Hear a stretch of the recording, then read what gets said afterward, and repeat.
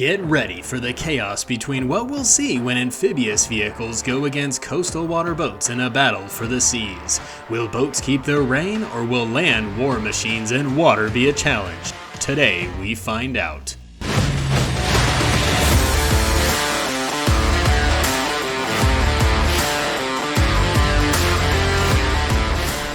We'll be doing 2 rounds. The first, both reserve boats and reserve amphibious tanks to see how this turns out, with 20 of the US PT-6 versus 20 US LVT A1s. The LVT having a 37mm cannon capable of about 76mm of pen 100 meters away, with 3 7.63mm machine guns, and the PT-6 on the other side carrying a 12.7mm machine gun with torpedoes, which are about the size of these tanks. And from looking at the armor inspector just in the upper right a second ago, both of these sides are not going to have that hard of a time penetrating each other with such little armor they have. For this round, we set a 20-minute timer to see whichever side can kill as many as they possibly could to determine the winner. Let's see how round 1 goes.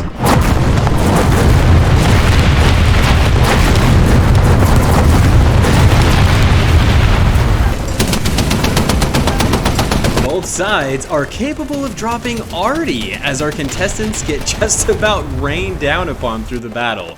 The amphibious tanks not having the mobility advantage as the boats do, some try to use the corpse of other dead tanks that are still afloat to try to protect themselves. It was funny to see how the players of the tank team would try to angle like they would in a land battle while bobbing around in the waters, while the boats seemed to try and use more of their speed to their advantage, which made sense.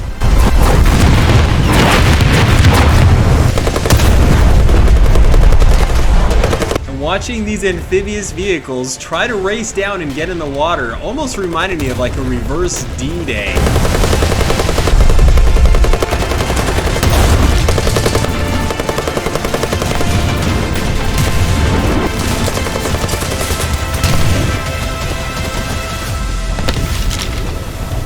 Boats trying to use their torpedoes, but just about the size of the tanks. So hard to hit.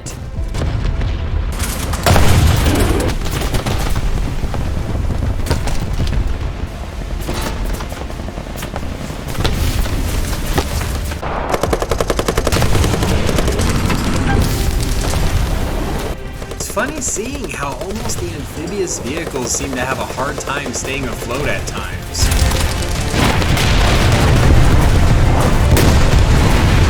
This aircraft carrier, just being part of the custom map that was built, just ended up crashing here right on the side, making it a really good wall to help the amphibious players get down into the water to protect them from the boat's fire from where they were starting.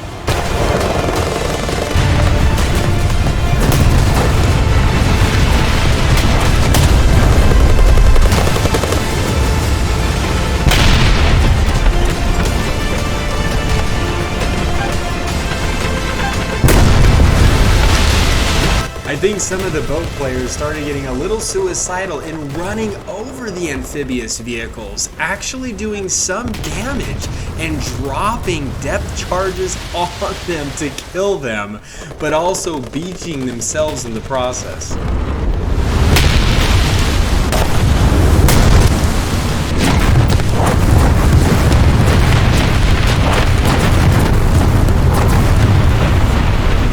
12 minutes in and 43 boats have died compared to the 91 deaths the LVTs have had so far. This is looking like a massacre. The boat's potential size and more ammo needed to take down seems like it might be a factor, along with their speed and control on the water compared to what the LVTs can do.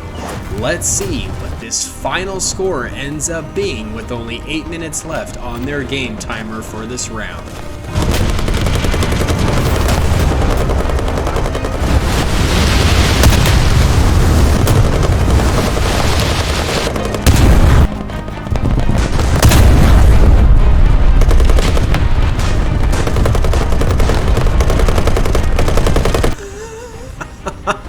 And some of the LVT players, I think, were trying to jump off the bridge, hopefully landing on boats.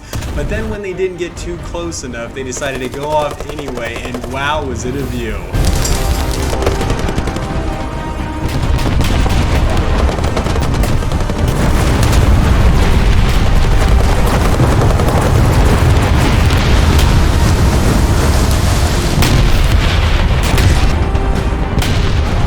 Boats doing so well here, even with the aircraft carrier providing some protection for the amphibious vehicles. They were having a hard time even getting into the water. And I have no idea how this guy ended up on top of the aircraft carrier.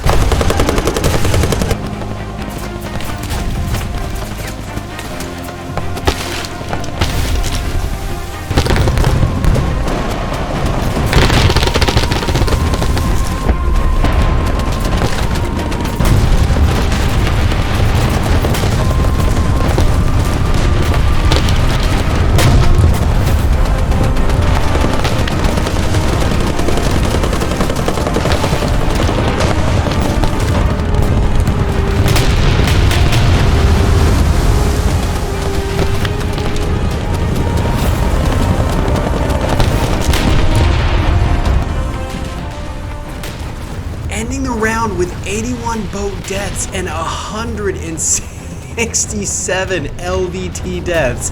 That was quite a round.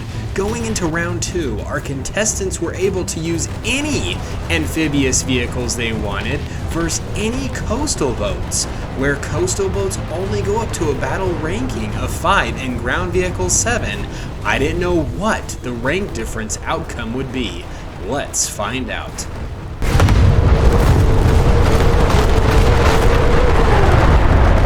We did a similar battle of battleships versus all ground vehicle types in a previous vid, which I remember being chaotic for this location, and had referred to the participants during the battle that there were other places to spawn all over the map.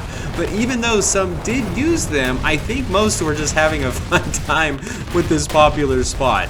If they went down the backside, it could have helped them to get to the water in a protected way, but I think they were enjoying the rush of making it down to the water, going down to the front while both sides were on the move trying to hit each other.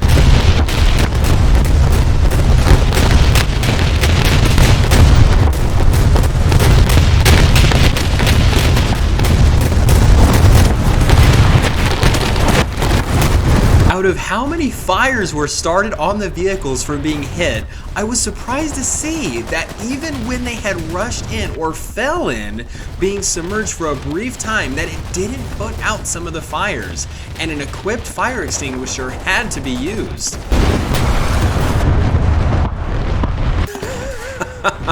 And this is what I mean when I said earlier, with these amphibious vehicles bobbing around when in the water.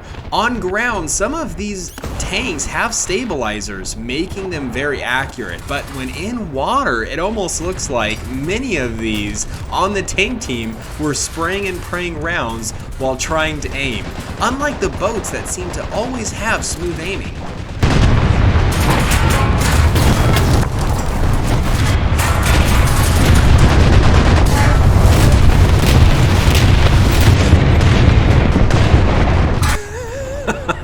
And this poor fella getting stuck on the side of the AI aircraft carrier. I think he was trying to use it as cover when it was going on its automated route, and then when it turned around to head to the shore again, I think he realized he was in trouble.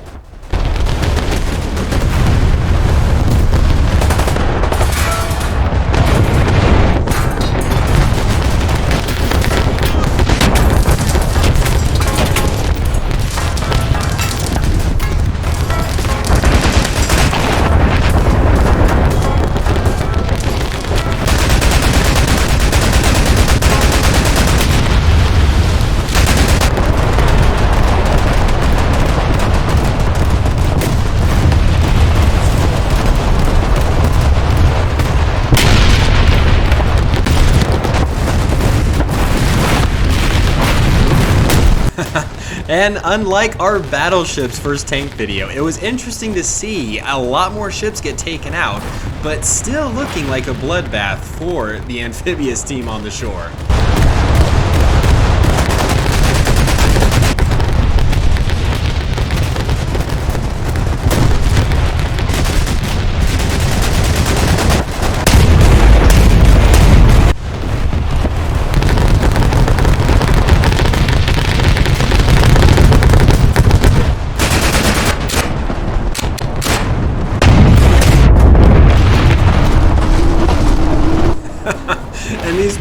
amphibious tanks almost look like tiny toys in the water compared to some of these bigger boats.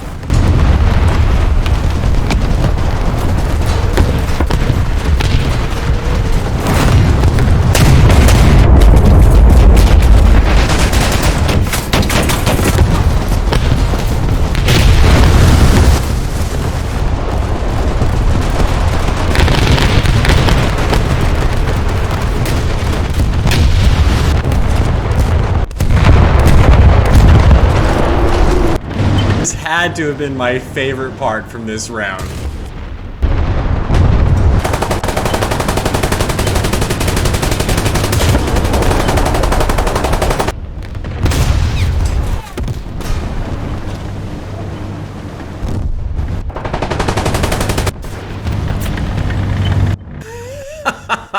And just getting absolutely ran over by that larger ship. It only ended up damaging and taking out the track of that one amphibious vehicle.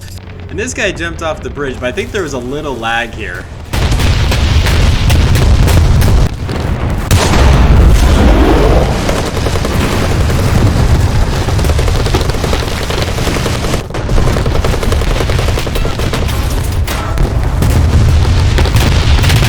One thing I think I'll end up doing just for fun when we do planes versus ships or maybe other tank scenarios versus other boats is doing a night fight. Seeing how much ammunition is flying around, I think that'd be way cool to see at night.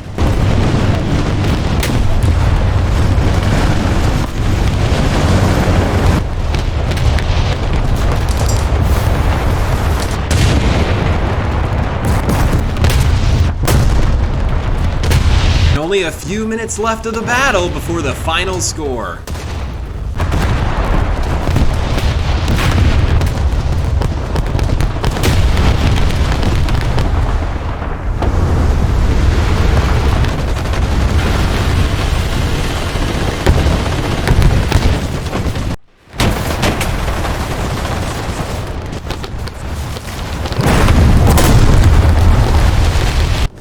Coming down to the final score of the boats having 169 deaths versus 239 deaths that the amphibious vehicles had. Hope you all enjoyed this vid. Thank you all for watching, and those that participated, thank you to my patrons. You all stay cool and keep boating.